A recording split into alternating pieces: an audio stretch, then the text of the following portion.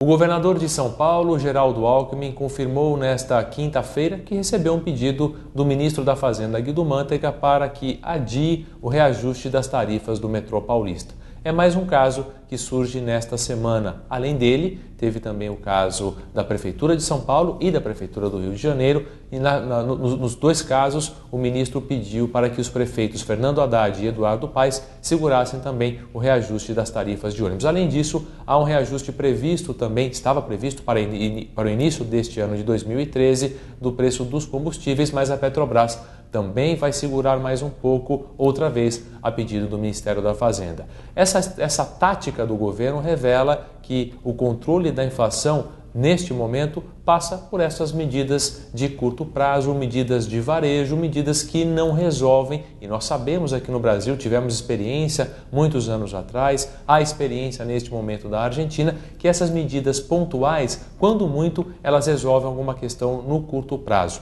A médio e longo prazos, o que precisa é de estratégia, precisa de método, precisa, enfim, de várias medidas e muita organização. Método, estratégia e organização para que um governo, para que um Banco Central consiga manter a inflação controlada. O quadro inflacionário no Brasil, neste momento, é preocupante no âmbito do regime de metas de inflação. O Brasil tem uma meta de inflação de 4,5%, com uma margem de tolerância de 2 pontos, então a meta pode ir até 6,5%. Só que ela fechou, a inflação oficial fechou 2012 em 5,84%. Ou seja, se houvesse muitos aumentos simultâneos neste início de ano, poderia até acontecer de, numa medição de 12 meses, o IPCA superar o teto da meta de 6,5%, e isso é ruim porque estimula e leva à indexação na economia, ou seja, os agentes econômicos definem os seus reajustes com base na inflação corrente. O governo precisa mesmo de uma estratégia, precisa de mais organização